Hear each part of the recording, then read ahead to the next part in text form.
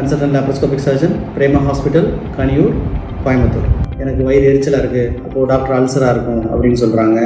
எனக்கு சாப்பிட முடியல, அல்சராக இருக்கும் அப்படின்னு சொல்கிறாங்க. வாய் புண்ணு வருது அப்படின்னா அல்சராக இருக்கும் அப்படின்னு சொல்கிறாங்க. அல்சரை எப்படி டாக்டர் கண்டுபிடிக்கிறது? ஏதாவது ஸ்கேன் பண்ணி பார்க்கலாமா அப்படின்னா, அல்சர் வந்து ஸ்கேனில் பார்க்குற விஷயம் கிடையாது. ஸ்கேனில் அல்சர் தெரியாது.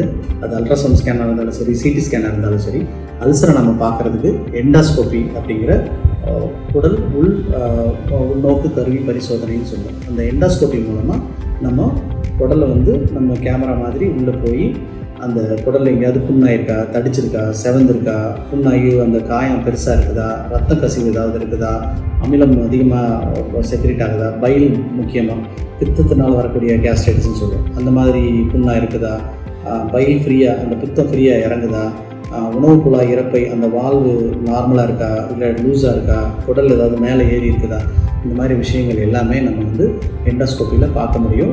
அதே மாதிரி H. பைலோரின்னு சொல்லக்கூடிய அந்த இன்ஃபெக்ஷன், ஹெலிகோபாக்டர் பைலோரின்ற கிருமிகள்னால வரக்கூடிய இன்ஃபெக்ஷனாக இருந்தது அப்படின்னா நம்ம எண்டாஸ்கோப்பி மூலமாகவே நம்ம அதில் சத பரிசோதனை எடுத்து அந்த மாதிரி இன்ஃபெக்ஷன் ஏதாவது இருக்குதா அப்படிங்கிறதையும் நம்ம கண்டறிஞ்சு அதுக்கு ஏற்ற மாதிரியான ட்ரீட்மெண்ட் நம்ம கொடுக்கறது மூலமாக அல்சரை நம்ம ட்ரீட் பண்ண முடியும்.